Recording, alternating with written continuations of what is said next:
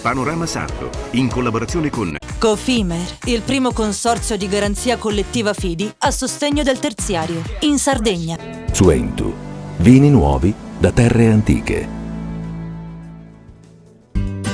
Dal 1953, Gruppo Cellino. Non c'è limite ai sogni. Todde, come i nonni dei nostri nonni ci hanno insegnato. Grafiche Ghiani, l'esperienza di una vita, l'innovazione più avanzata. SE Trand, settore ecologia, dal 1979 al servizio dell'ambiente in Sardegna.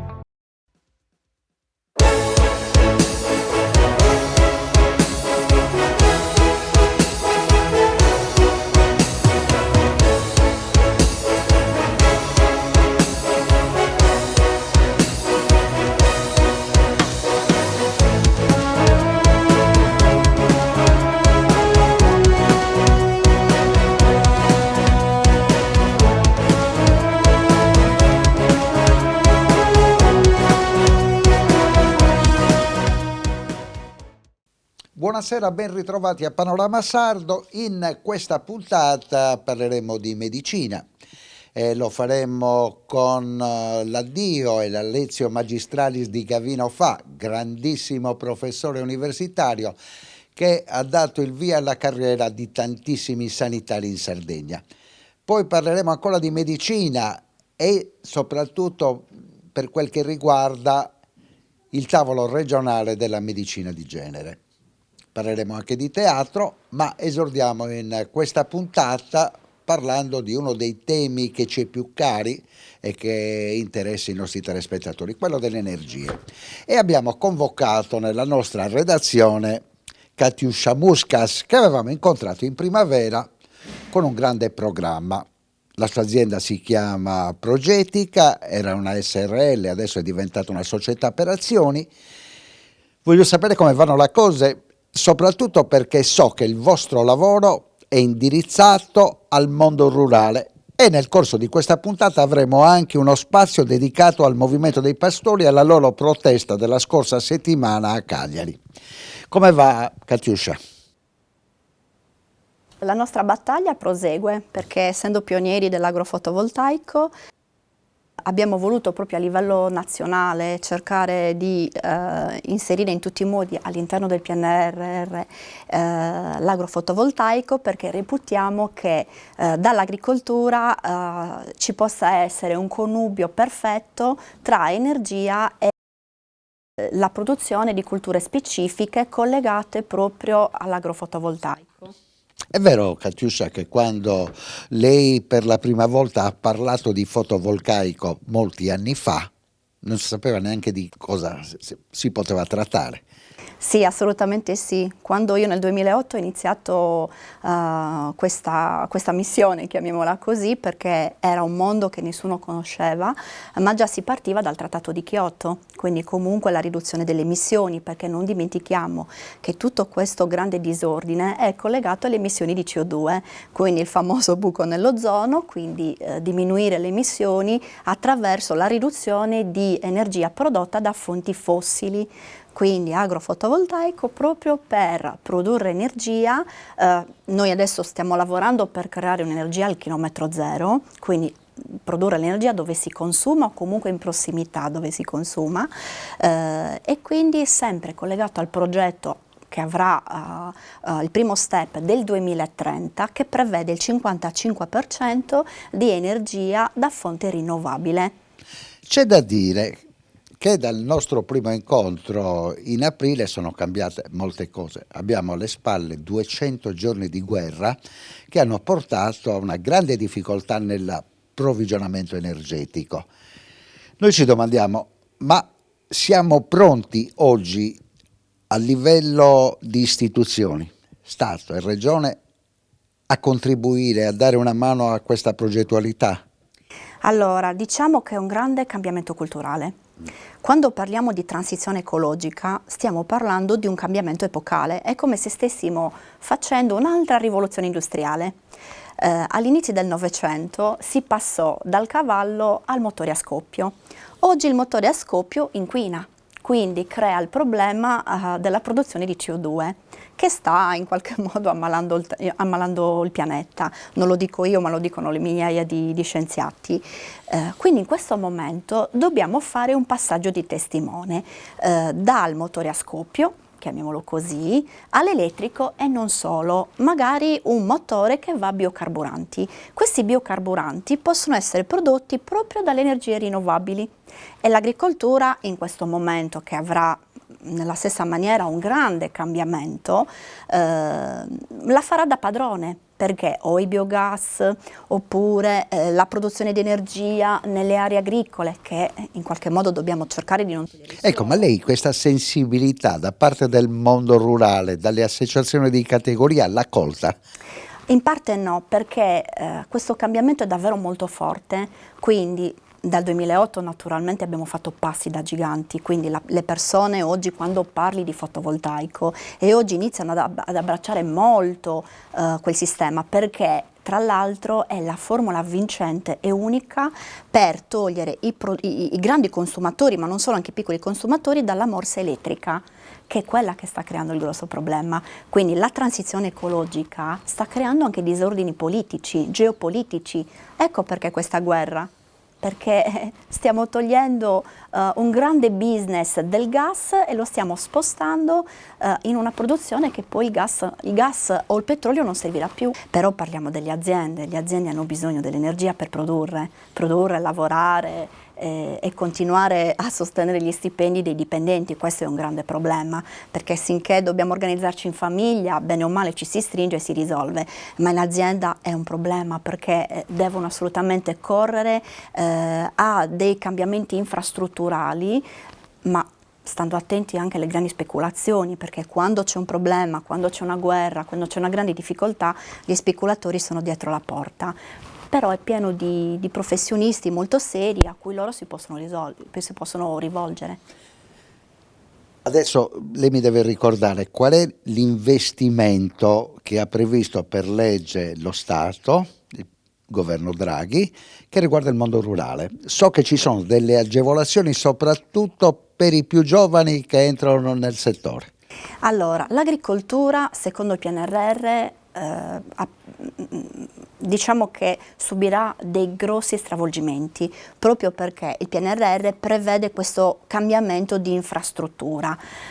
Ovviamente i giovani la devono fare da padrone, perché sono elementi più flessibili, molto più attenti all'innovazione, e noi, girando per la Sardegna, proprio promuovendo l'agrifotovoltaico, perché abbiamo un investimento molto importante da mandare avanti, i più attenti sono i giovani.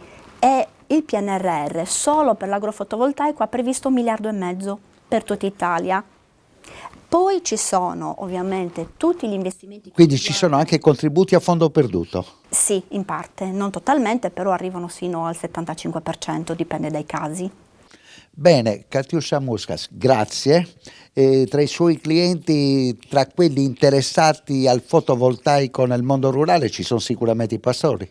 Assolutamente, loro sono il pilastro del nostro lavoro, perché ci hanno accompagnato dal 2008 a oggi, ci hanno dato grande fiducia e noi speriamo di ripagarli anche con l'appoggio delle istituzioni, perché la burocrazia è il nemico numero uno di questi progetti, perché quando parli di infrastruttura tu hai bisogno delle autorizzazioni e quindi la parte politica in questo caso deve affiancare parecchio questo grande cambiamento che è necessario per salvare le aziende non solo sarde ma di tutta Italia.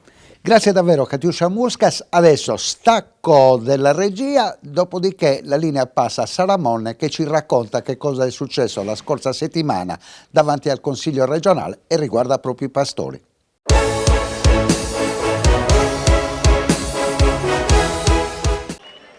Riparte la mobilitazione dei pastori sardi. Davanti alla sede del Consiglio regionale in via Roma hanno manifestato per denunciare tutte le difficoltà del comparto nell'isola. Una manifestazione proclamata lo scorso 12 ottobre durante un'assemblea a Tramazza. Tra le ragioni non solo caro energia, carburanti e materie prime, ma anche le modifiche alle politiche agricole europee e al programma di sviluppo rurale della Sardegna, che escludono quasi completamente il comparto ovicaprino. Presenti alla manifestazione a sostegno dei pastori sardi anche sindaci da tutta l'isola e rappresentanti di varie forze politiche. In tarda mattinata i capigruppo dell'Assemblea sono stati convocati all'interno del Consiglio regionale e hanno presentato un documento da inviare al Ministero e alla Commissione europea per l'agricoltura. Esporremo quelle che sono le nostre rivendicazioni e vedremo questi signori cosa hanno da dirci. Va bene?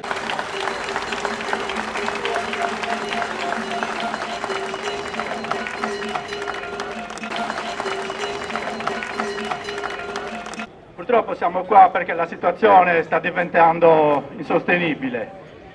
Gli aumenti su tutte le cose, diciamo, non si riesce ad andare avanti. Quindi noi avevamo una grossa opportunità adesso, che è la nuova politica agricola comune. Un'azione decisa, deve essere un'azione congiunta, devono prendersi anche loro le responsabilità, perché purtroppo la Sardegna ha un indotto di 100.000 persone per quanto riguarda il comparto vicaprino, sia in modo diretto che indiretto. Chi chiude gli occhi su questo chiude gli occhi sulla Sardegna, perché da sempre ci ha caratterizzato questi comparti, ci hanno fatto crescere le nostre famiglie. Bisogna trovare una soluzione per poter colmare tutte queste perdite. Programmare il TSR con 23 milioni in meno all'anno è difficile. Queste risorse, poi che sia chiaro, non vanno solo ai pastori che ci chiamano assistiti, che a noi ci danno sempre questi soldi. I pastori sono quelli che ci mettono sempre la faccia. A me tutto questo non sembra giusto perché non è che queste risorse, se non arrivano alla Sardegna, rimangono all'Europa. Noi come gruppo siamo a fianco dei pastori sardi da quando siamo stati eletti, quindi da 3 anni a questa parte. Un atto dovuto, doveroso da parte di tutto il gruppo, ma guardi, questo non possiamo fare un discorso di appartenenze politiche o di magliette politiche. Questo è un discorso e comunque un argomento che riguarda tutti i sardi e tutta la Sardegna. È la nostra storia, è la nostra cultura. Se muore l'agricoltura,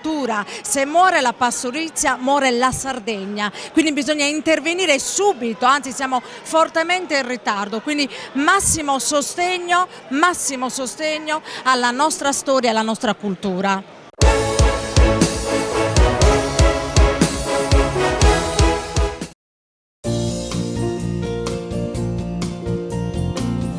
Genuinità, qualità e tradizione sono gli ingredienti della ricetta che da oltre 40 anni certifica la unicità delle produzioni di una pasticceria artigiana che oggi è leader del settore nell'isola. Todde, come i nonni dei nostri nonni ci hanno insegnato. Cofimer, consorzio di garanzia collettiva Fidi, dal 1977 a sostegno del terziario. Il partner migliore nella ricerca di finanziamento più adatto a voi e nella trattativa per ottenere un fido alle migliori condizioni. Cofimer, il primo consorzio di garanzia collettiva Fidi a sostegno del terziario, in Sardegna.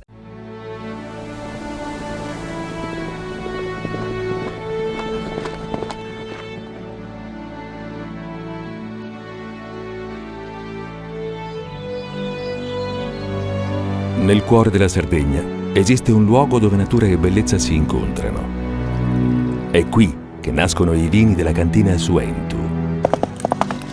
Suentu, vini nuovi da terre antiche. Fai impresa, la fai bene, meriti credito. Le garanzie diventano importanti. Il fondo di garanzia agevola il tuo accesso al credito. Se una banca ti presta denaro, hai garanzia a prima richiesta. Se ottieni 100, la garanzia copre fino a 80. La maggior parte delle garanzie è gratis. Il dettaglio sul sito spheres.it. Tutto inizia da un amore. Le farine, i mangimi, la pasta, le fette biscottate, la distribuzione e l'ospitalità. Dal 1953, Gruppo Cellino. Non c'è limite ai sogni. Siamo la più grande industria tipografica della Sardegna. Dall'81 stampiamo tutte le tirature, su tutti i supporti e con le tecnologie più avanzate del settore, garantendoti elevatissima qualità e la più totale dedizione e cura. Grafiche Ghiani, l'esperienza di una vita, l'innovazione più avanzata. Setrand, settore ecologia. Mettiamo a disposizione la nostra struttura organizzativa fornendo un valido supporto per la gestione dei rifiuti speciali pericolosi e non pericolosi. La Setrand, azienda leader nel settore ambientale in Sardegna, si rivolge alle pubbliche amministrazioni e alle imprese dell'isola. Dal 1979 al servizio dell'ambiente in Sardegna. Il PNRR destina 40 miliardi di euro agli enti locali. Digitalizzazione, innovazione, competitività, cultura e turismo, transizione ecologica e mobilità sostenibile, istruzione e inclusione sociale. Per i comuni della Sardegna, un'opportunità da non perdere. La società Prima Idea assiste le amministrazioni in tutte le fasi della progettazione fino alla presentazione della domanda. Velocità, competenza e professionalità. Prima Idea per il PNRR, una scelta vincente. Visita il sito www.primaidea.com. Setrand, settore ecologia. Mettiamo a disposizione la nostra struttura organizzativa fornendo un valido supporto per la gestione dei rifiuti speciali pericolosi e non pericolosi. La Setrand, azienda leader nel settore ambientale in Sardegna, si rivolge alle pubbliche amministrazioni e alle imprese dell'isola. Dal 1979 al servizio dell'ambiente in Sardegna.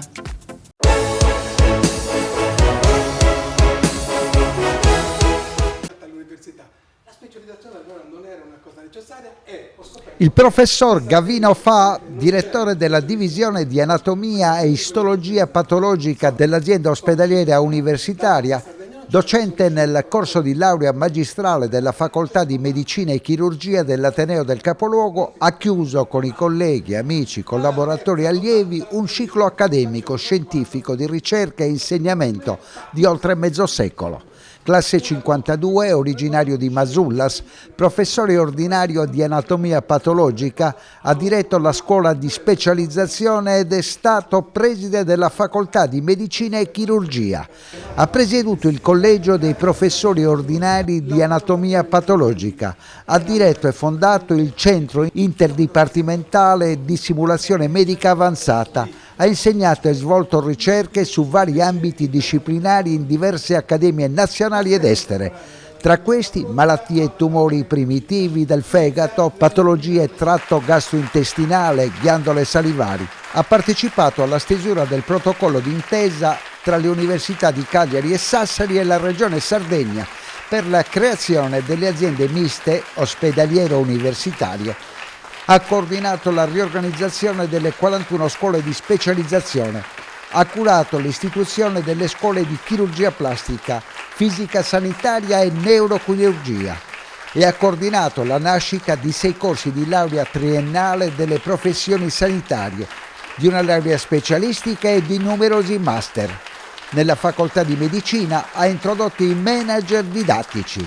E ieri l'anatomopatologo, già preside della facoltà di medicina e chirurgia di Cagliari, ha salutato i collaboratori e colleghi con una lezione magistralis al San Giovanni di Dio. Valeria, abbiamo un pezzo della medicina sarda che è diventata internazionale, poi è ridiventata sarda. Il professor Gavino Fa saluta con una lezione magistralis. Ci sono gli amici, i collaboratori, anche i suoi superiori di un tempo, perché la facoltà di medicina e chirurgia e l'università di Cagliari hanno una loro gerarchia e in questa storia se ne infila una che ha dato risultati straordinari anche per quello che sarà il futuro delle nuove generazioni. Professore, com'è cambiata la facoltà in questi anni? Beh, è cambiata molto. Ha tenuto per fortuna delle qualità che ha sempre avuto e che aveva tanti anni. Tanti anni fa è venuto un collega belga molto bravo, è stato qua un mese e mi ha detto: Gavino, ma ti rendi conto che qua in questo ambiente si possono fare tante cose? Si può colloquiare tra medici, chimici, fisici, biologici, cioè è molto più che da altre parti dove ci sono molti più steccati. E ho capito, infatti, quando sono diventato preside ho creato la giornata della ricerca scientifica, cioè ma l'ultima volta, dico questo, 300 poster, abbiamo invaso Monserrato creando sgomento in tutte le altre facoltà immagine e ogni ricercatore della facoltà portava il suo progetto. Ogni ricercatore erano professori ordinari, associati, ricercatori, studenti, specializzanti, tutti hanno portato le loro cose, è stato un confronto bellissimo e io credo che forse da lì bisognerebbe riprendere perché questa giornata purtroppo da più di 10 anni non è stata più ripetuta. Ecco professore, al centro della sua mission didattica e organizzativa, perché poi bisogna essere bravi a spiegare e bravi a mettere nelle condizioni i discenti di cogliere tutto al massimo. Lo studente è sempre stato centrale. Nei tempi dell'innovazione e dei social e della rapidità della comunicazione non solo scientifica, lei cosa ha potuto toccare con mano e quali sarebbero i suggerimenti per guardare avanti? Allora, primo, gli studenti sono bravissimi, i nostri studenti, quelli di Cagliari, di Sassari, della Sardegna, sono ragazzi d'oro, bisogna considerarli, bisogna dargli subito l'opportunità di esprimersi, non distruggerli con un eccesso, per esempio, di pagine di libri da studiare a memoria. Ecco, quello non si deve fare. Io dico sempre, se uno vuole insegnare qualcosa su una spigola, che cosa dice? Quante squame ha, di che colore, tutte le caratteristiche, cosa? No, gli insegna prima come pescarla questa spigola, come portarsela a casa e anche come mangiarsela. Questo dovremmo fare noi di più e all'università in medicina, prenderci cura di cose. Le racconto adesso un esempio. 1° agosto dell'89, arrivo in Belgio, Università Cattolica di Lovanio, una delle più prestigiose del mondo, arrivano gli specializzandi il primo giorno e sa cosa fa il professore? Discorsetto 5 minuti e poi gli dà dei vetrini in mano. Questi non sapevano neanche cosa fosse un microscopio, li ha subito messi a leggere. Dopo un mese questi leggevano vetrini. Da noi, gli specializzandi, un attimo, attenzione, il primo anno vediamo, li facciamo girare cose e dopo un anno, molte volte, non sanno fare niente. Quindi, immediato contatto con gli studenti è una cosa. Io agli studenti sono molto legato, mi hanno dato moltissimo, ho imparato moltissimo da loro e forse, ecco, dovendo fare ringraziamenti per tutti questi anni, che begli studenti che ho avuto, anche quelli che un po' certe volte non mi hanno voluto tanto bene, ma io facevo semplicemente una cosa, un invito a migliorare la loro professionalità. Giorgio Lanasa, prorettore per le attività sanitarie dell'Università di Cagliari, con questa sorta di lectio magistralis saluta Gavino Fa, è stato preside, è stato attento alla trasformazione in aziende ospedaliere universitarie negli primi anni 2000. Si lascia un'eredità in questi casi, ma si lascia anche un cammino comune. Lei cosa ne pensa, professore? Penso che il lascito del professor Fa è un lascito importantissimo ed è stata una fortuna avere avuto la possibilità di collaborare al suo fianco, perché è una delle persone che sicuramente ha inciso di più sulla facoltà di medicina e chirurgia. Durante la sua presidenza ha dato un taglio proprio di modernizzazione alla facoltà di medicina, ha creato nuove strutture, nuove cattedre e ha dato un impulso notevolissimo proprio per una facoltà di medicina più moderna, legata soprattutto alla didattica e alla ricerca. Lei da collega, se dovesse raccontare a un altro collega che insegna, fa ricerca dall'altra parte del pianeta, cosa direbbe di Gavino Fa? Direi che è un uomo straordinario e soprattutto un amico vero, di quelli con la A maiuscola che è difficile trovare, e quando uno ha la fortuna di avere un'amicizia come questa va coltivata per tutta la vita. Daniela Fanni, direttore della scuola di specializzazione in anatomia patologica e vice di Gavino Fa. Professoressa, qual è la sensazione nel vedere che in questa lezione il professor Fa saluta? Tantissima emozione, indubbiamente, come dire, anche un po' di vuoto, perché questo probabilmente è un po' l'idea di non... Lui continuerà a frequentare, indubbiamente, continuerà a starci vicino, però non avendo più l'incarico, come dire, ufficiale di direttore, sentiremo un po' la mancanza di questo ruolo, ma anche se siamo confidenti che lui continuerà a starci vicino, ad aiutarci. Il professor Fa è un grande dell'anatomia patologica sarda, italiana e anche europea. Questo è quello che mi sento di dire. Professor Saba, i saluti del professor Fa raccontano una medicina intanto che è cambiata, che fa i conti con l'innovazione tecnologica, che fa i conti con un modo diverso e anche passionale. È emerso questo tratto che se a voi non piace ciò che fate lo si fa meno bene. Ecco, io le dico, come sintetizza la figura di Gavino Fa, direttore per 28 anni, il record di anatomia patologica? Credo con passione, amore e dedizione nei confronti di un lavoro che, quando è elevato con queste capacità, non è più un lavoro ma diventa un'arte. ci racconta un aneddoto, un segreto sul professore che è distante dalla casualità.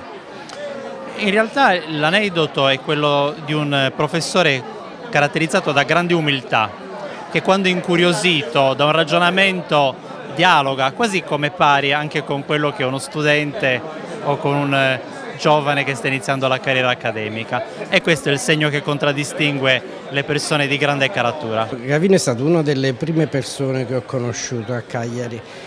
Per ovvi motivi, era il preside della facoltà di medicina. Prima della legge Gelmini, il preside della facoltà di medicina aveva un ruolo strategico non da poco nelle università, ma anche nei rapporti con gli assessorati, nella definizione di determinate politiche e strategie. E non a caso, infatti, veniva citato che nel 2000 è stata parte attiva poi di quella che è stata una fase importante. Al di là di questo, insomma, il professore Fa è una persona che da subito o ti affascina o non ti affascina. A me ha affascinato subito, anche perché ambiti così diversi, non c'era una relazione di interesse scientifico, così, ma proprio come, diciamo, come persona. E questa cosa poi è rimasta nel tempo, grande stima, così. Sicuramente Gavino è un po' l'espressione anche un po' della passione, e questo è uno di quegli ambiti, quello della medicina, dove la passione deve essere veramente la cosa che fa muovere tutto. Poi puoi sbagliare, puoi commettere degli errori di strategia, di visione, delle incomprensioni, questo accade dappertutto. Preferisco qualcuno che fa degli errori con passione che qualcuno che non faccia errori, ma di passione non ne ha. Gavino, che non mi sembra che ne ha fatti, ma dico appartiene però a quelle persone con passione. È su questo che puntiamo anche a Cagliari. Quella molla della passione farà sì che poi Gavino, come tanti altri, rimangono sempre intorno al meccanismo. Sicuramente è un caposcuola, per cui come tutti i caposcuole chiaramente continuerà a seguire, anche se da fuori, le vicende dei propri allievi, delle proprie allieve, e comunque dell'anatomia patologica, perché poi il vero discorso è proprio questo. Poi esistono tanti meccanismi universitari che permettono appunto di non perdere queste risorse, perché soltanto nel pubblico accade che praticamente una persona che ha dedicato tanto alla crescita del tuo ateneo, comunque ha dedicato tanto della propria vita, poi dopo sembra che il giorno dopo che arrivi la pensione devi andare via. Ci sono 1000 modi e noi abbiamo 1000 meccanismi affinché queste persone, senza ovviamente invadere i ruoli e nel rispetto dei ruoli, ma possono ancora dare tanto.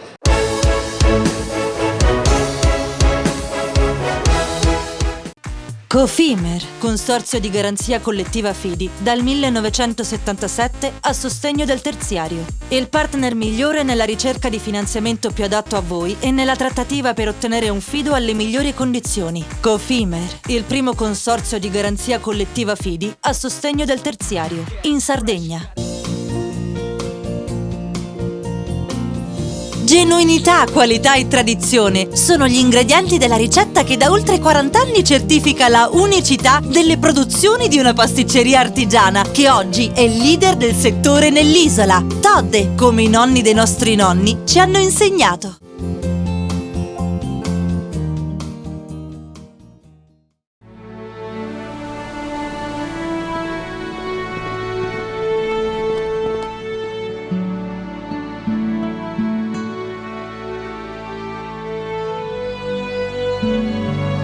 Nel cuore della Sardegna esiste un luogo dove natura e bellezza si incontrano. È qui che nascono i vini della cantina Suentu. Suentu, vini nuovi da terre antiche.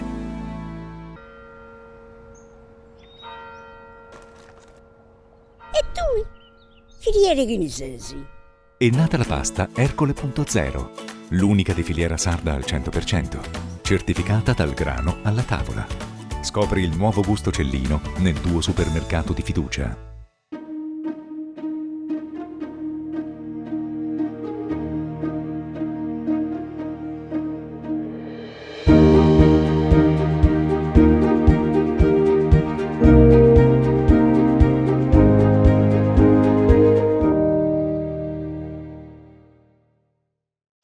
Fai impresa, la fai bene, meriti credito. Le buone idee viaggiano con le garanzie. Il fondo di garanzia è dalla parte delle imprese sarde che vogliono superare la stretta creditizia. I dettagli sul sito sfirso.it. Setrand, settore ecologia. Mettiamo a disposizione la nostra struttura organizzativa fornendo un valido supporto per la gestione dei rifiuti pericolosi e non pericolosi, in linea con la nostra certificazione EMAS. La Setrand, leader in Sardegna nel settore ambientale, si rivolge alle amministrazioni pubbliche e alle aziende dell'isola. Dal 1979 al servizio dell'ambiente in Sardegna.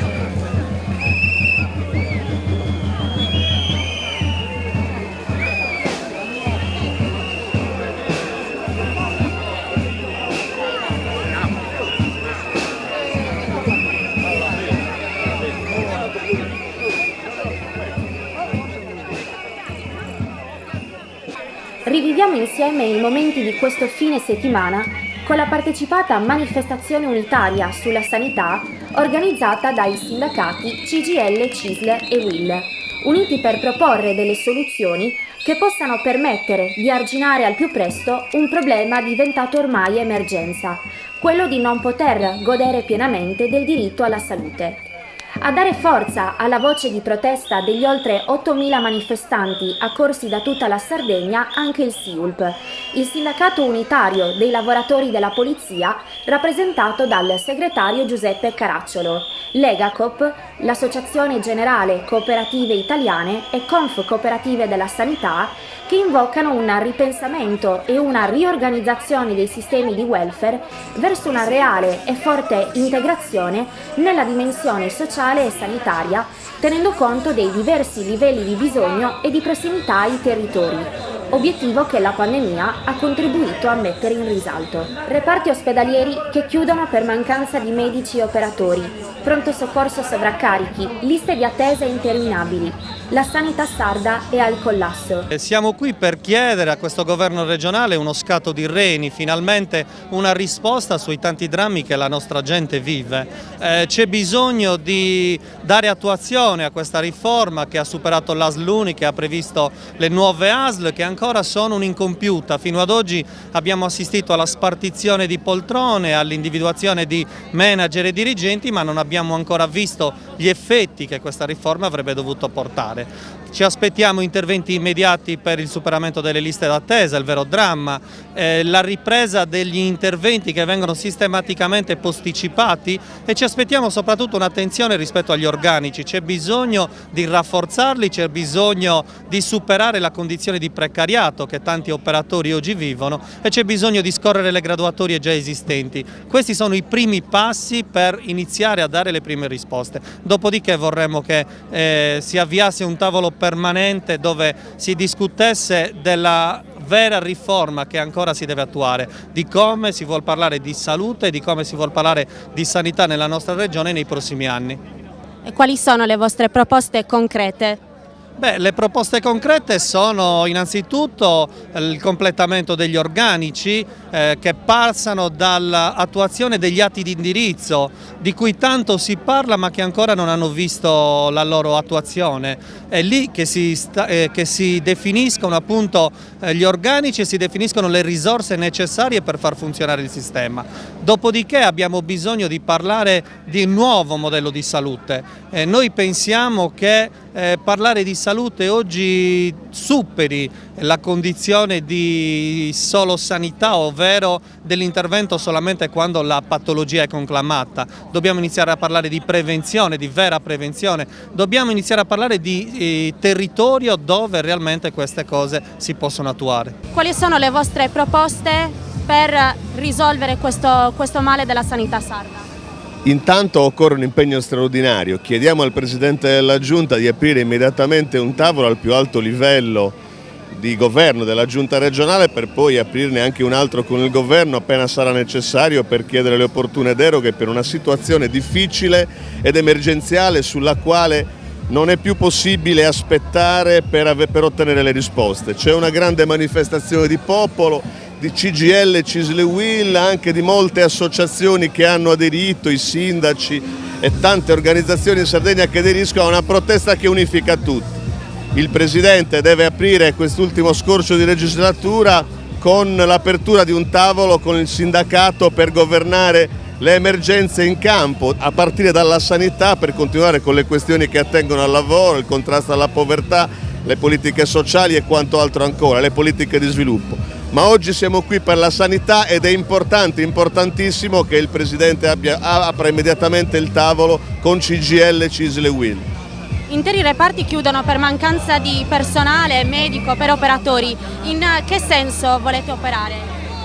Beh, questo è il tema principale, il tema degli operatori, ma non è l'unico. Occorre anche una connessione molto stretta e una governance efficace che metta insieme la medicina territoriale, la possibilità di curare le persone a casa a partire dai più fragili, il tema dei presidi sanitari e limitare quindi i viaggi della speranza oltre Sardegna. Occorre una sanità che sia esigibile dai cittadini a partire dal proprio domicilio e che sia vicina ad ogni persona. Noi siamo impegnati per questo. È il problema che riguarda tutto il popolo sardo. Alla politica diciamo basta, perché da oggi si riparte. Come volete ripartire? Vogliamo ripartire con la gente, vogliamo ripartire mettendo sul piatto della politica i problemi reali dei sardi. E il problema della sanità, della salute, della qualità della vita è al primo posto. Cosa proponete per arginare quella che sta diventando una vera e propria emergenza? Tanto per iniziare chiediamo al Presidente della Regione che apra quel tavolo che ci aveva promesso. Questo è un punto fondamentale perché la riforma non sia solo chiacchiere della politica, ma siano realtà.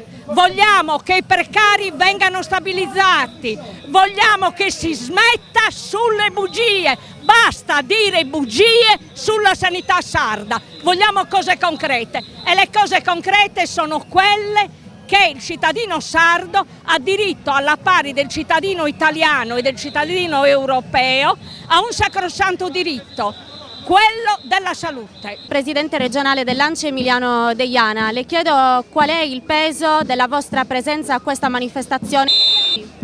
Ma guardi, il ruolo dei sindaci è sempre fondamentale negli argomenti che riguardano la sanità. Nel 2017 partecipammo a analoga manifestazione ed era in carica la giunta Pigliaru sulla riforma. Adesso siamo qua perché la situazione è notevolmente peggiorata e riteniamo che o la politica regionale si dà una svegliata e non guarda al passato ma guarda al futuro, oppure i territori della Sardegna già abbandonati così cadranno davvero in una depressione senza fine. E qual è secondo lei la soluzione per risolvere quella che sta diventando una vera e propria emergenza? Cosa chiedete voi?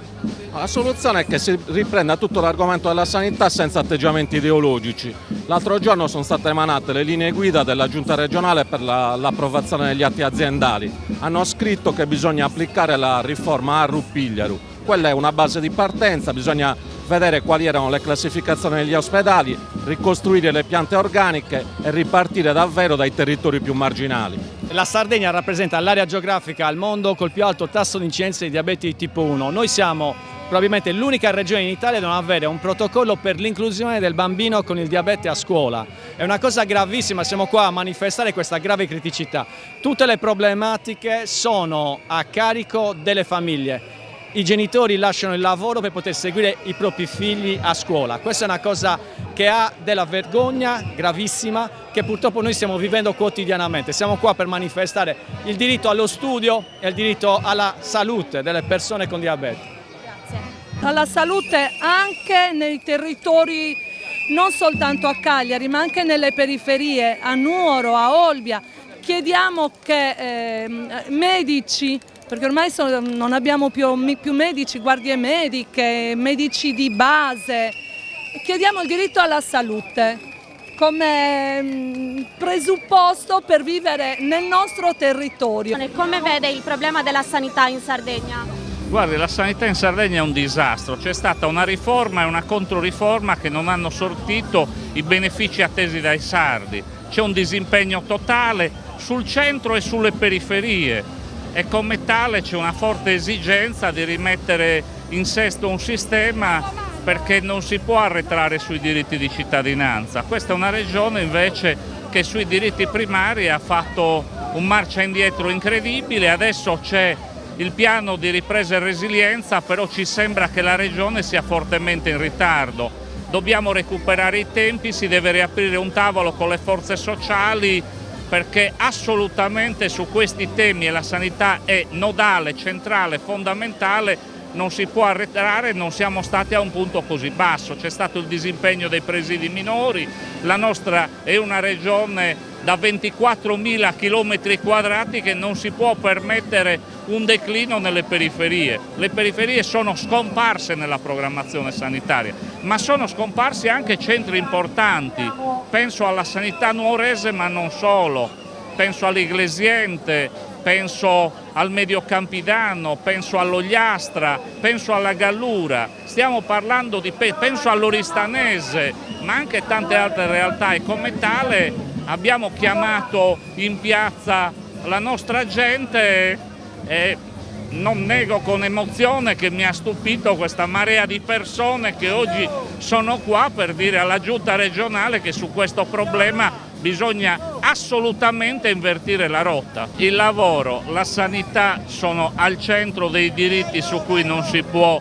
retrocedere, come tale non servono politiche ordinarie su sanità e lavoro, bisogna mettere in campo veramente qualcosa come fu ai tempi della Rinascita. Il germe della Rinascita ha sempre attecchito in questa regione, deve attecchire anche stavolta. Ovviamente va fatto con un confronto serrato con chi rappresenta il sociale e il sindacato sardo rappresenta uno spaccato importante dei cittadini e delle cittadine sarde che chiedono più diritti e che chiedono più futuro. Ci sono liste d'attesa interminabili, carenza di personale, ripeto, medici, infermieri, OS, di tutto. Non c'è ombra di assunzione, non si vede niente. E quale potrebbe essere la soluzione a questo problema? Quello lo devono studiare molto bene loro per farci stare meglio, andare a lavorare con piacere, invece stiamo andando a lavorare con ansia, capito? Perché ci sono doppi turni, è una cosa che non va bene.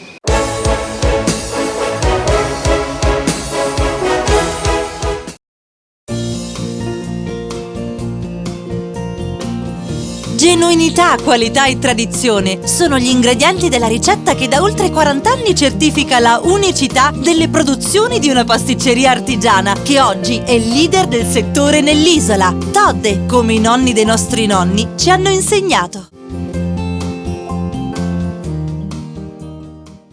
Cofimer, consorzio di garanzia collettiva Fidi, dal 1977 a sostegno del terziario. Il partner migliore nella ricerca di finanziamento più adatto a voi e nella trattativa per ottenere un fido alle migliori condizioni. Cofimer, il primo consorzio di garanzia collettiva Fidi a sostegno del terziario, in Sardegna.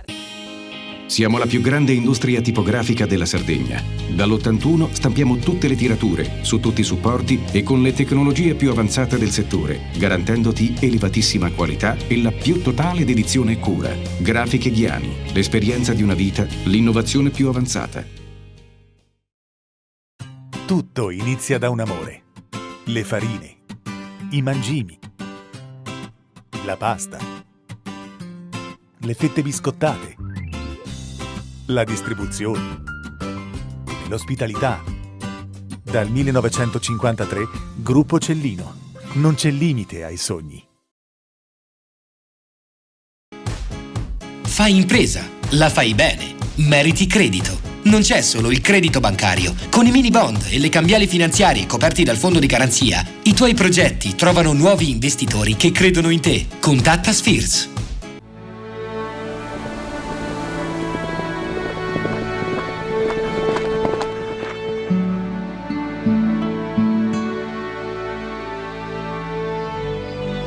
Nel cuore della Sardegna esiste un luogo dove natura e bellezza si incontrano. È qui che nascono i vini della cantina Suentu. Suentu, vini nuovi da terre antiche. Setrand, settore ecologia. Grazie agli impianti innovativi ed al costante sviluppo tecnico recuperiamo oltre il 70% dei rifiuti da noi gestiti. La Setrand, azienda leader nel settore ambientale, si rivolge alle pubbliche amministrazioni e alle imprese dell'isola. Dal 1979 al servizio dell'ambiente in Sardegna.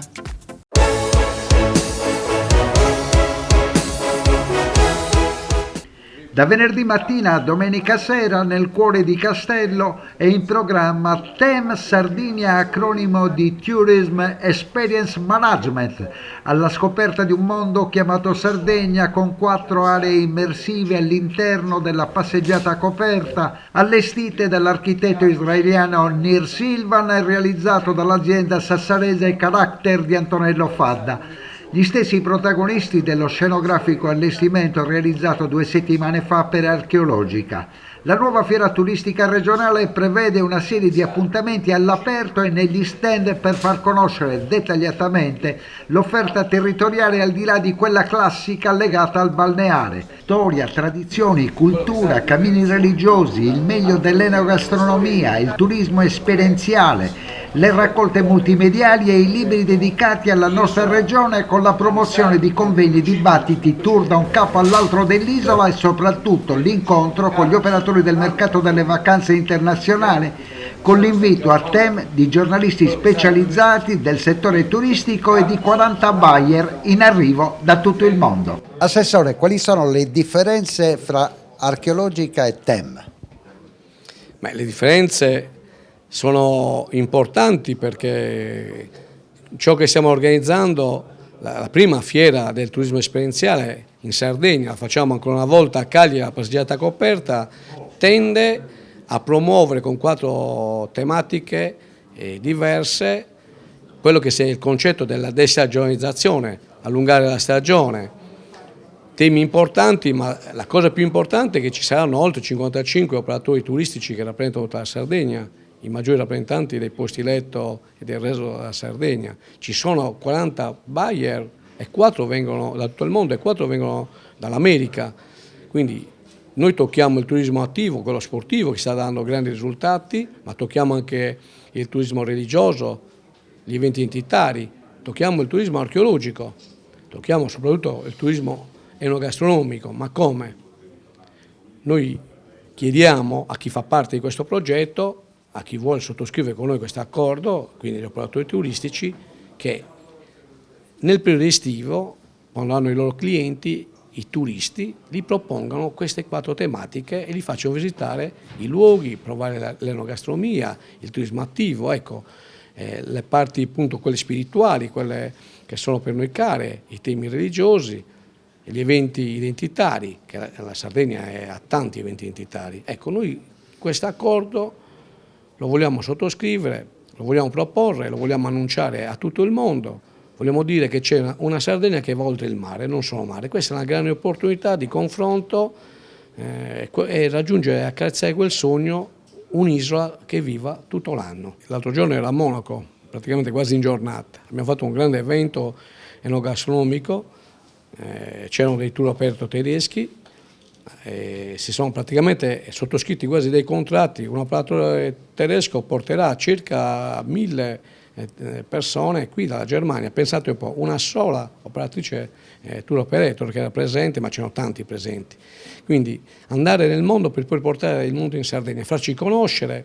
L'enogastronomia è una qualità certificata dei sardi, della Sardegna. Siamo l'isola dei centenari, non per altro per l'ambiente, ma anche per il buon mangiare. Quindi noi ci stiamo collocando bene perché stiamo andando nel mondo a presentarci che oltre a colmare e rafforzare questo concetto, ma stiamo offrendo una Sardegna che possa veramente raggiungere un obiettivo di destagionalizzare, allungare la stagione, ma vivere tutto l'anno, 12 mesi all'anno, è importante. Qual è l'impegno in questo nuovo progetto che prenderà il via nel fine settimana, la passeggiata coperta di Cipnes? Ma Cipres ormai da anni è stato un accordo programmatico importante con l'assessorato al turismo e quindi noi daremo il nostro apporto come ente attuatore di questo programma un po' in tutto quello che è l'organizzazione, anche se la parte principale per noi è quella legata al food and wine e all'artigianato d'autore, quindi anche le sfilate che si faranno nelle varie serate. Come è andato l'appuntamento con la nautica? Ma la fiera nautica è andata oltre ogni più rosea aspettativa, perché è stata messa su in 448 in poco tempo, però vuoi perché era la prima vera fiera dopo il Covid, quindi c'era voglia di uscire da parte di tanta gente, vuoi perché Olbia comunque è sempre attrattiva verso questo comparto. Alla fine abbiamo avuto comunque gli espositori sia in acqua che a terra e veramente oltre 15.000 presenze, quindi è un successo che adesso stiamo già lì pensando alla seconda edizione, vogliamo ripetere in maniera ancora maggiore. A TEM Insula rappresenta un settore particolare, un settore che è tra quelli, è tra gli ingredienti di questa Sardegna che tutti vogliamo al di là dell'estate, Masia.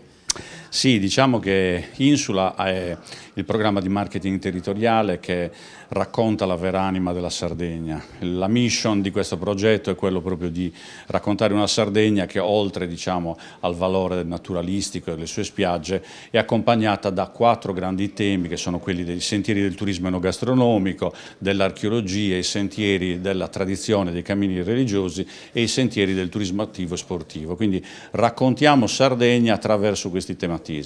Masia, si sta lavorando tanto, c'è grande impegno dell'assessorato e di tutti i suoi partner, tra i quali Insula, ma a questo punto c'è un problema, bisogna far arrivare i turisti e voi a Olbia state pagando un prezzo salatissimo a questo tipo di discorso. Dal prossimo mese non ci saranno più aerei. Sì, diciamo che il sacrificio e gli sforzi fatti attraverso l'assessorato al turismo, artigianato e commercio sono enormi proprio per raccontare la Sardegna e andare, diciamo, su questo che è il programma di promozione nella bassa stagione, quindi un concetto di destagionalizzazione che ci portiamo una vita appresso, lo stiamo facendo, l'assessorato sta promuovendo una serie di progetti sportivi in bassa stagione, noi come Insula tutta una serie di eventi, workshop sul turismo enogastronomico, però è chiaro che il grande limite adesso è raccordare, diciamo, lo sforzo promozionale e organizzativo chiaramente a quello logistico e dobbiamo chiaramente intervenire sul tema della copertura, diciamo, dalle grandi capitali europee. Noi considerate che come Insula insieme all'assessorato al turismo abbiamo fatto tutto un anno di workshop con tour operator e agenzie di viaggio, Bruxelles, Parigi, Lione, Monaco di Baviera, Francoforte, tutte, diciamo, location collegate alla Sardegna in maniera diretta, però ahimè sempre intorno alla periodicità giugno-ottobre e poi si spengono le luci, su questo c'è molto da fare. Le conclusioni le lasciamo al sindaco di Cagliari perché in sole 2 settimane 2 grandi eventi in passeggiata coperta che una volta era un bene della città in disuso, eventi che riguardano il turismo e riguardano tutta la Sardegna. Ma la riqualificazione della passeggiata coperta aveva proprio questo obiettivo, quello di metterla a disposizione dei cittadini, delle imprese e delle istituzioni. Nel caso specifico 2 importanti iniziative della Regione che hanno individuato insieme all'amministrazione la passeggiata coperta come luogo identitario e simbolo per realizzare questi eventi. A noi non può che fare grande piacere perché Cagliari è la porta della Sardegna, quindi avere la possibilità di realizzare iniziative in uno spazio elegante, importante come la passeggiata coperta che facciano conoscere l'isola a tutti i nostri concittadini, non solo ma anche a tutti i turisti, per noi è un'occasione importantissima e nella leale collaborazione con la Regione abbiamo messo a disposizione ovviamente il patrimonio della città.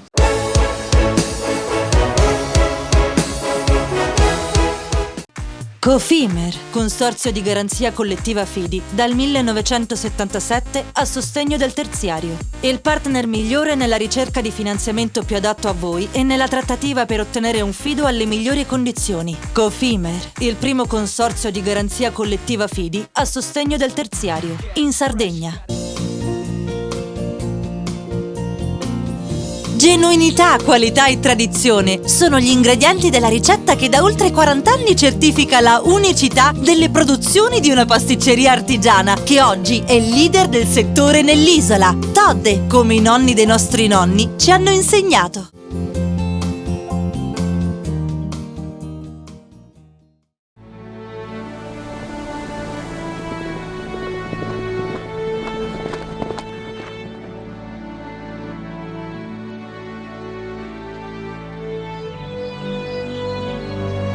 Nel cuore della Sardegna esiste un luogo dove natura e bellezza si incontrano. È qui che nascono i vini della cantina Suentu.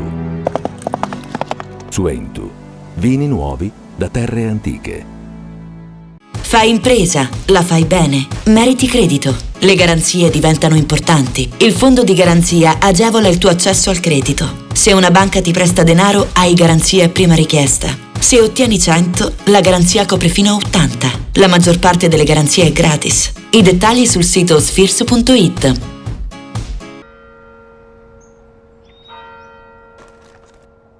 E tu? Filiere Ghinisesi. È nata la pasta Ercole.0, l'unica di filiera sarda al 100%, certificata dal grano alla tavola. Scopri il nuovo gusto Cellino nel tuo supermercato di fiducia.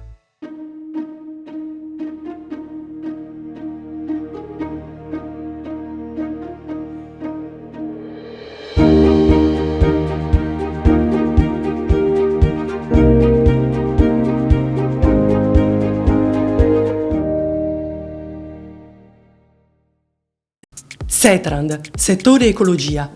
Siamo in grado di attivare il servizio di pronto intervento ecologico in caso di emergenza e con potenziale contaminazione delle matrici ambientali. La Setrand, azienda leader nel settore ambientale in Sardegna, si rivolge alle pubbliche amministrazioni e alle imprese dell'isola. Dal 1979 al servizio dell'ambiente in Sardegna. Il PNRR destina 40 miliardi di euro agli enti locali. Digitalizzazione, innovazione, competitività, cultura e turismo, transizione ecologica e mobilità sostenibile, istruzione e inclusione sociale. Per i comuni della Sardegna, un'opportunità da non perdere. La società Prima Idea assiste le amministrazioni in tutte le fasi della progettazione fino alla presentazione della domanda. Velocità, competenza e professionalità. Prima Idea per il PNRR, una scelta vincente. Visita il sito www.primaidea.com.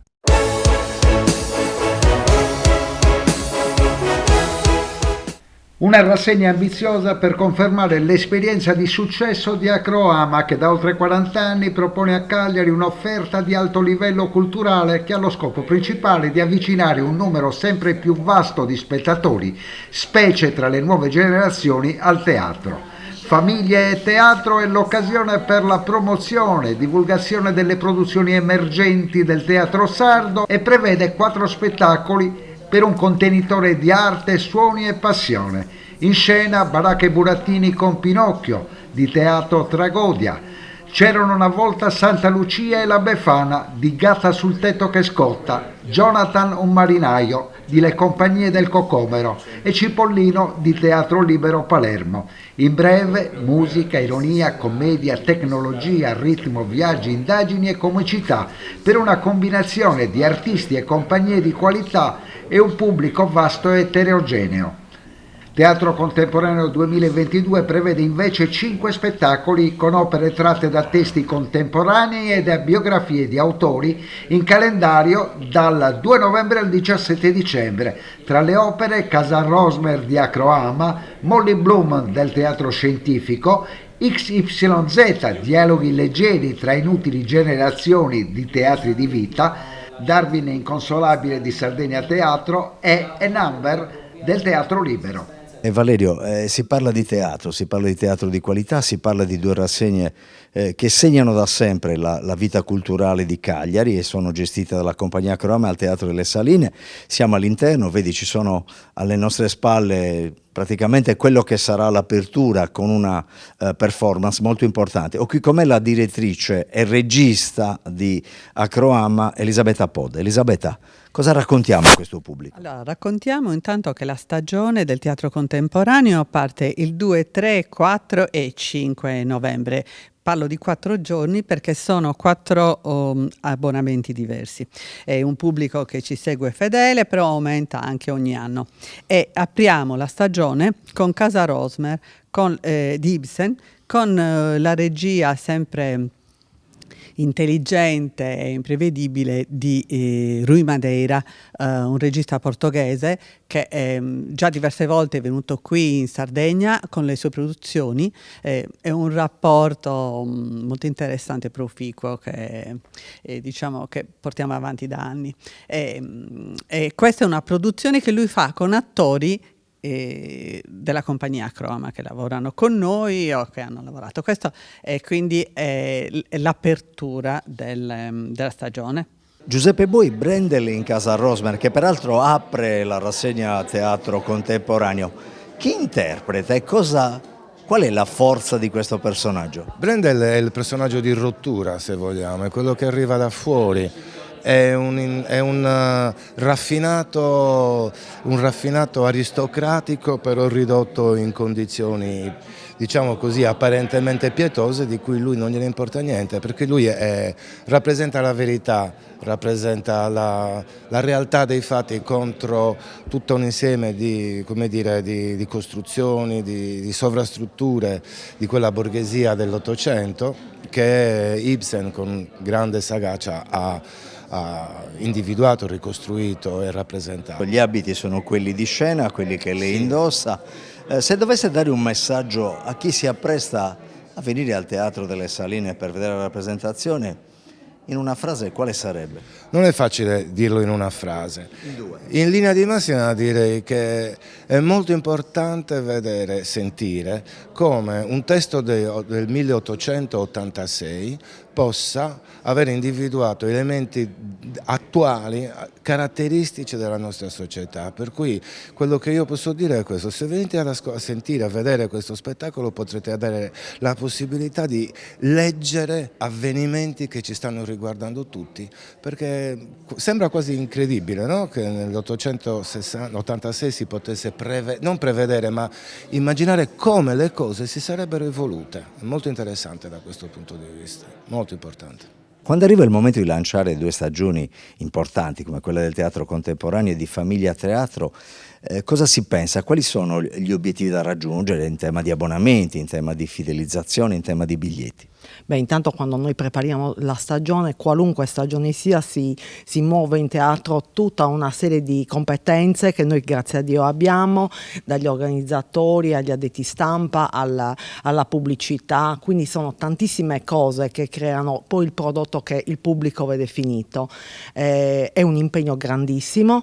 Noi come progettazione di stagioni iniziamo dall'anno precedente. Noi abbiamo chiuso tutto l'anno 2022 a dicembre 2021 e quindi comunque si tratta sempre poi è un work in progress, perché dobbiamo vedere quali sono gli obiettivi, come li stiamo raggiungendo, a che livello. Chiaramente l'obiettivo finale è far arrivare le persone in teatro. Una stagione che ci sta dando soddisfazioni, perché devo dire che la gente si sta abbonando, abbiamo già il 30% più dell'anno scorso e la campagna non è finita. Vuol dire che c'è questa voglia sociale, perché una voglia sociale non è solo, diciamo, un amore per le opere artistiche, che c'è, ma è anche una voglia di incontrarsi, di stare insieme, di non essere lì da soli davanti alla TV o cose del genere. Cioè, per cui diciamo, è molto positivo questo aspetto. È molto bello andare a teatro, che è un posto sociale, non è un posto, diciamo, individuale, cioè è un posto dove ti devi aprire, perché magari parli con lo sconosciuto che è vicino a te, perché incontri tanta gente che probabilmente non avresti mai incontrato, perché sì, li incontri anche al supermercato, ma fai a botte per essere prima in fila, cioè non è. Qui diciamo che è il teatro che tutti ogni tanto, vedi, ogni 20 anni c'è qualcuno che dice la morte del teatro. Non muore mai non solo come forma d'arte, ma per il suo aspetto fortemente sociale. Un'importanza, fare cultura, che non va sottolineata, e per la città di Cagliari Il teatro della Compagnia Croame, il teatro delle Saline sono un po' storia, un po' patrimonio, un po' oasi di grandi idee, di grandi visioni. E il Comune è molto attento a queste storie, giusto? Beh, il Comune ha interesse affinché l'attività, le iniziative culturali di Cagliari siano sempre numerose, diverse, che crescano di qualità. Anche il nuovo regolamento che abbiamo fatto mira un po' a questo, a far crescere la qualità, e certamente ci rientra tutto il teatro a Croama, che spero esista per sempre perché rappresenta appunto, come dicevi tu, un pilastro fondamentale dell'attività culturale di Cagliari.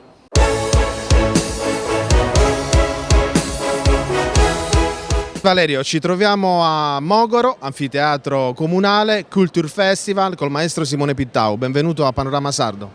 Ciao a tutti. Simone, alle nostre spalle c'è un pubblico che starà per ascoltare un gruppo veramente internazionale con una storia sul jazz incredibile. Ce lo descrivi? Sì, parliamo di 4 fuoriclasse che sono insieme da una band che esiste da 42 anni.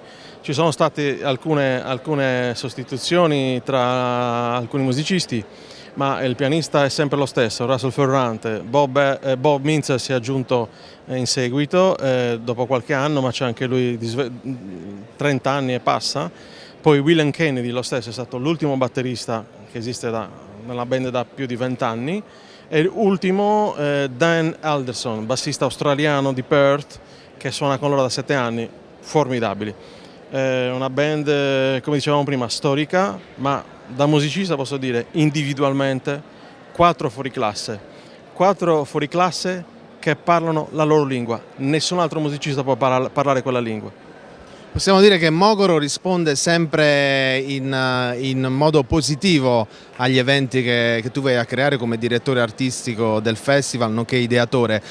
Ci puoi dare un consuntivo del percorso fino a questo momento del festival? Beh, se devo essere sincero, mi spaventa il fatto che penso che sono passati 15 anni dalla fondazione, appunto nel 2008, del festival. In questo palcoscenico sono passati giganti della musica jazz, fusion, ma anche classica. Alcuni di questi purtroppo non ci sono più, come Chick Corea. È veramente emozionante. Abbiamo dei ricordi appunto emozionanti.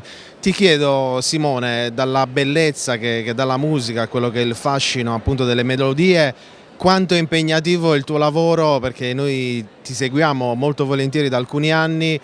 Cosa ti senti di dire anche in questo momento, dopo i 2 anni di fermo che tutti abbiamo vissuto?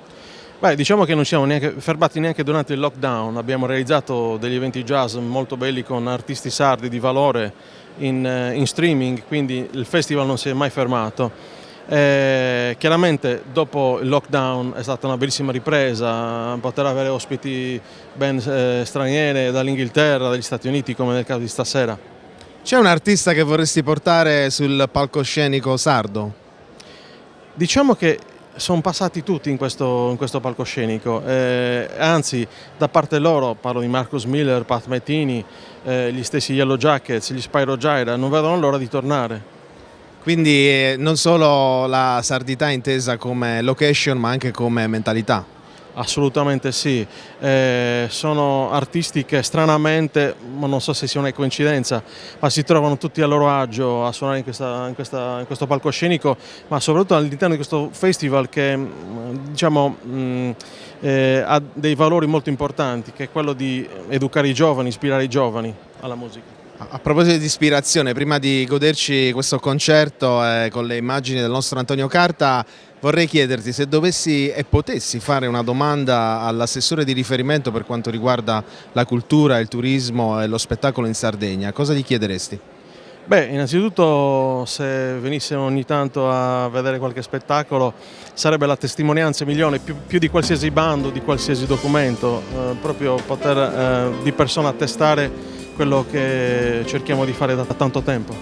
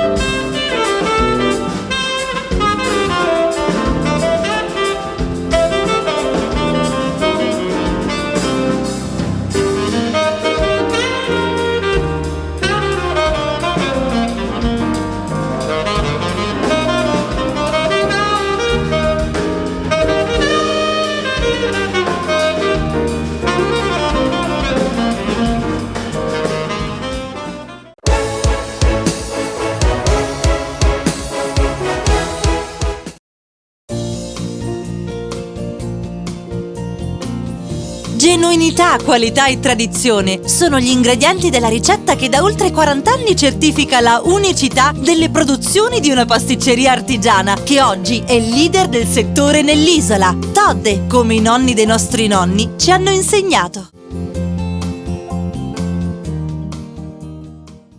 Cofimer, consorzio di garanzia collettiva Fidi, dal 1977 a sostegno del terziario. Il partner migliore nella ricerca di finanziamento più adatto a voi e nella trattativa per ottenere un fido alle migliori condizioni. Cofimer, il primo consorzio di garanzia collettiva Fidi a sostegno del terziario, in Sardegna.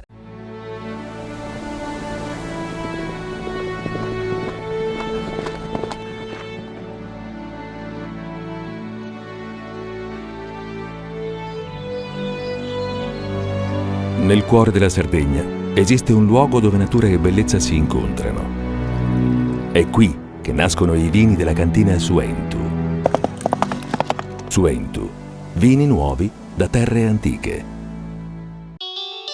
Fai impresa, la fai bene, meriti credito. Le garanzie diventano importanti. Il fondo di garanzia agevola il tuo accesso al credito. Se una banca ti presta denaro, hai garanzia a prima richiesta. Se ottieni 100, la garanzia copre fino a 80. La maggior parte delle garanzie è gratis. Il dettaglio sul sito spheres.it.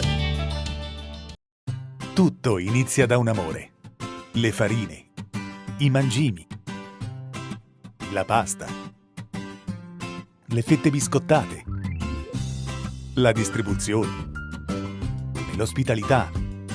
Dal 1953, Gruppo Cellino. Non c'è limite ai sogni.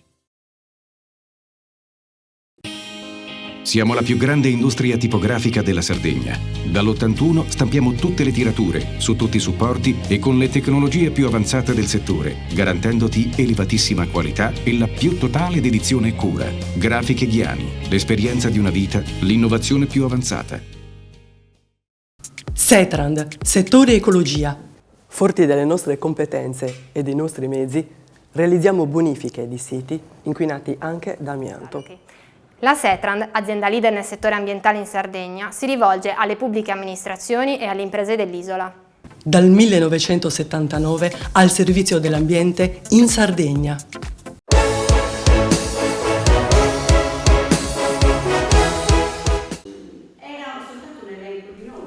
L'Organizzazione Mondiale della Sanità ha indicato il genere come fattore determinante per la salute della popolazione e su questa tematica a Cagliari si è sviluppato il primo congresso regionale sulla medicina di genere. È un percorso che rientra negli obblighi previsti dalla legge nazionale del 2018 e dal decreto del Ministero della Salute del 13 giugno del 2019. Come dire che anche in Sardegna da oggi è finalmente aperto il processo istituzionale con l'insediamento ufficiale del tavolo regionale per la medicina di genere. Un'intera giornata di lavoro ricca di incontri e di dibattiti è una tappa fondamentale nel percorso che sarà tracciato con il mondo della sanità e delle istituzioni. Un tema attualissimo che finalmente prevede passi concreti che cominciamo a compiere anche nella nostra regione. Come dire, riassumendo lo slogan che ha accompagnato il primo congresso, che si è sviluppato in 2 sessioni, la salute e il benessere nella medicina delle differenze, un nuovo approccio delle professioni sanitarie che studia le differenze biologiche e socioculturali tra l'uomo e la donna e l'influenza che hanno questi fattori sullo stato di salute del paziente.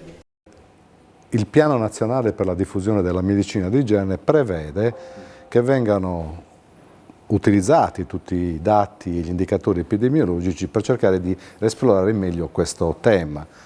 Le differenze di genere in sanità, vista attraverso gli indicatori epidemiologici, mettono in luce alcune cose che già la letteratura diceva, che per esempio per quanto riguarda le malattie a carico dell'apparato cardiovascolare e cerebro-cardiovascolare esistono delle diseguaglianze statisticamente significative, se vogliamo usare questa terminologia, sia per quanto riguarda la minor tempestività riguardo interventi che possono migliorare o comunque offrire una cura migliore, sia per quanto riguarda la mortalità postuma a determinati interventi di carattere cardiovascolare.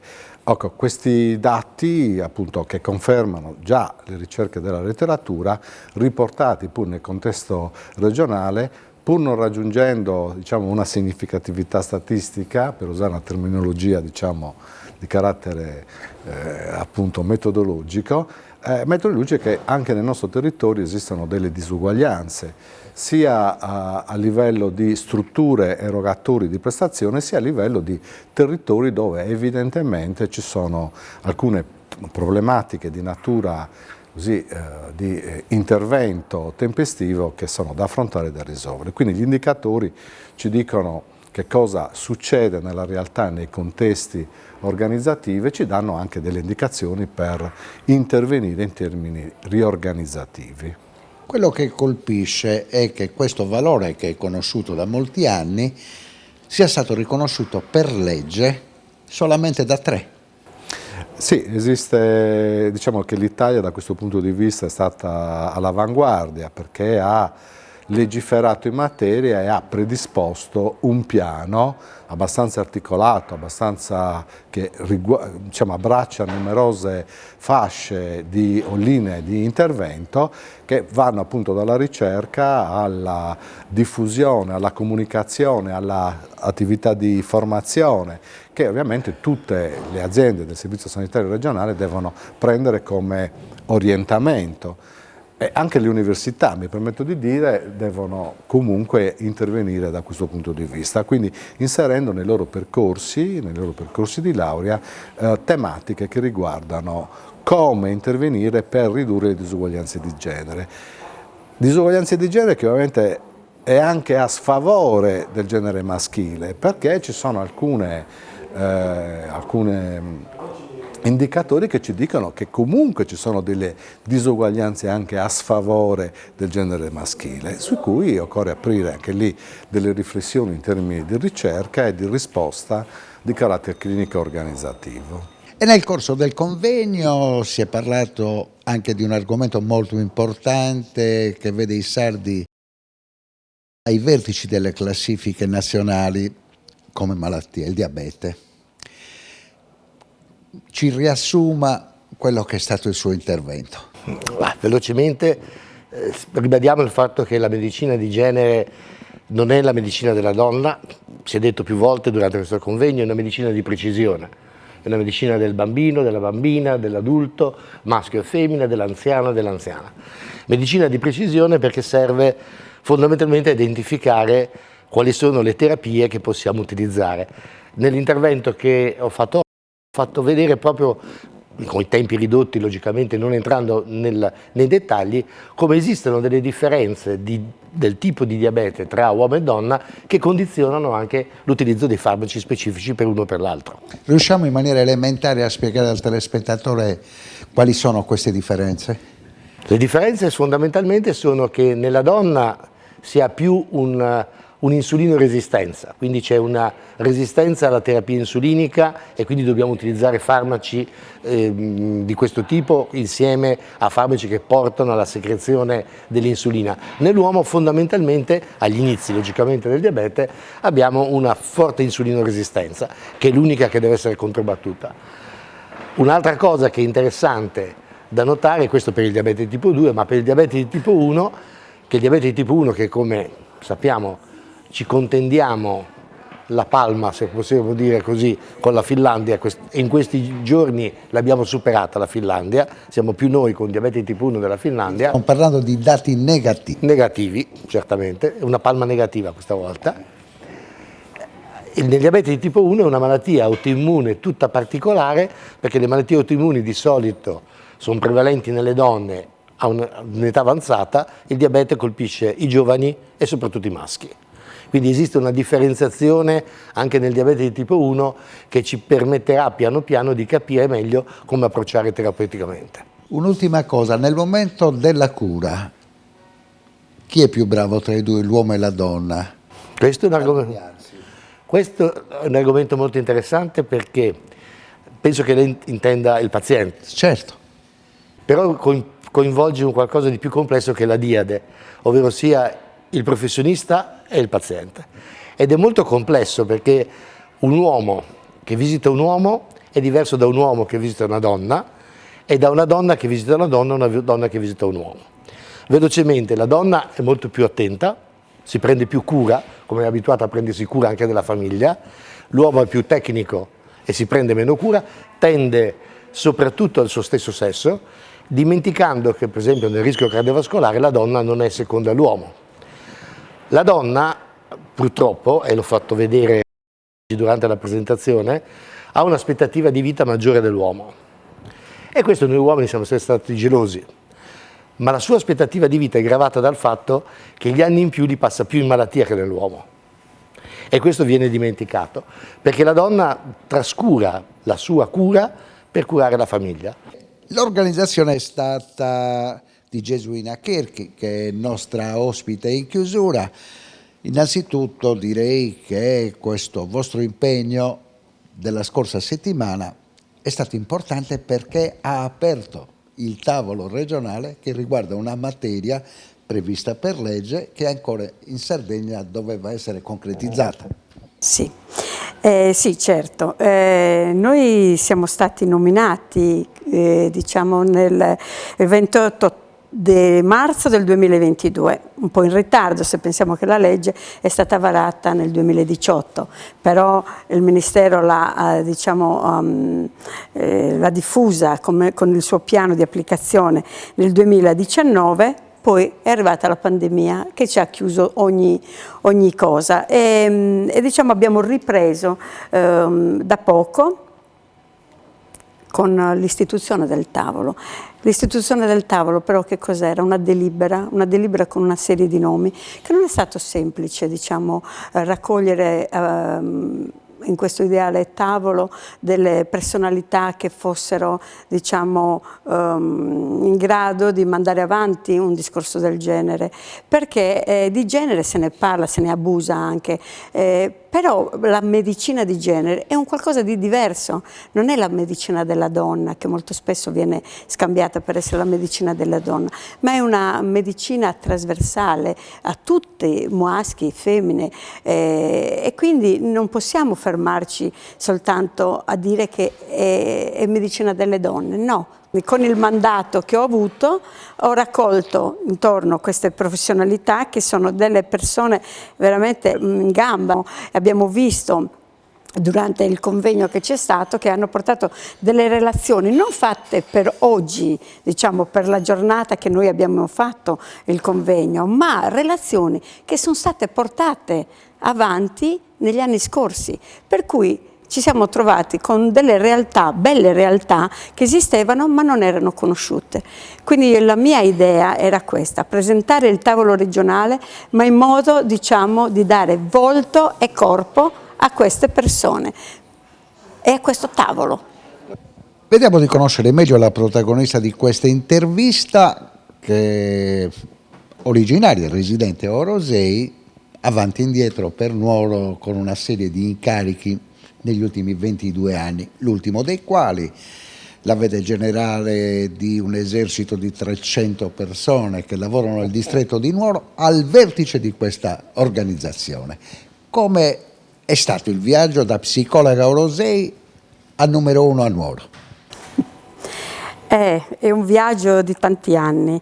Io sono laureata in psicologia e sono anche psicoterapeuta. La mia carriera è iniziata in un consultorio familiare di Galtellì, perché allora erano i paesi che primi presentavano la domanda dove avere un consultorio, si apriva un consultorio. Orosei non c'era, nonostante fosse un paese più grande. Quindi ho iniziato lì. Ho iniziato come psicologa di consultorio fino al 2000, quindi diciamo che ho fatto tutta... Quindi il 2000 trasferimento a Nuoro? Nel 2000, fino al 2000 poi sono iniziate le ASL, da USL sono diventate ASL. In quel momento è stato nominato il direttore generale per l'ASL di Nuoro, dottor Franco Mariano Mulas, che con dottor Tidore, che era direttore amministrativo allora, e dottor Soro, direttore sanitario, videro un po' di lavori che io nel frattempo, negli anni che lavoravo nei consultori, avevo fatto. Mi dovevo occupare di attivare all'interno di tutti gli altri consultori che c'erano in azienda. Badi bene che allora ce n'erano 17 consultori in azienda e arrivavamo dalla provincia fino ad Isili e fino a Bosa, quindi erano tantissimi. E quindi diciamo che coordinare tutte queste persone e soprattutto coordinare i lavori, le attività. Quindi abbiamo fatto il percorso nascita, il percorso sull'adolescenza, ci sono tantissime cose che abbiamo fatto. Nel 2009 poi sono stata nominata direttore del Dipartimento Materno-Infantile e nel 2010 ci fu un bando, diciamo, per direttori di distretto. Quindi venni incoraggiata a partecipai e insomma ho avuto l'incarico di direttore. Ma è stata anche commissario straordinario. Commissario straordinario sono stata l'anno scorso.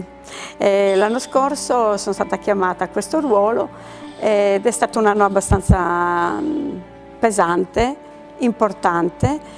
Diciamo che ho toccato per mano tutti i retroscena che ci sono dentro una direzione. La direzione non è facile, dall'esterno è facile dire non fate, ma non è facile. Ultima cosa, tavolo nazionale della medicina di genere, da quanto tempo?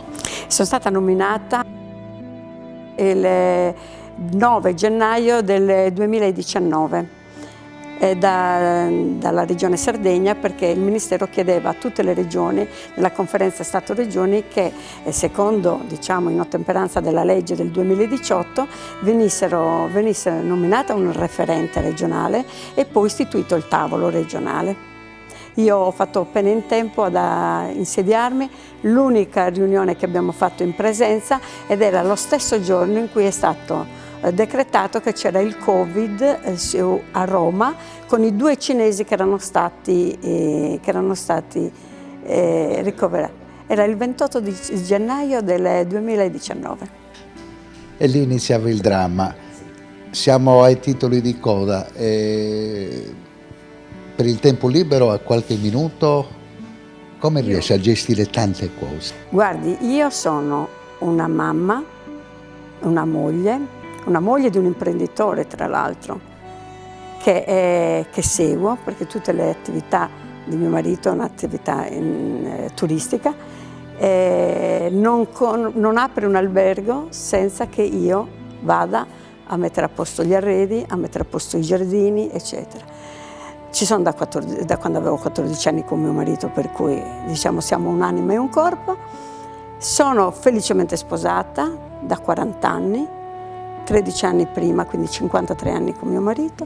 Abbiamo 3 figli, 3 maschi, 2 sposati e uno ancora single ma a breve si sposerà, e 4 splendidi nipoti, e faccio un po' di tutto.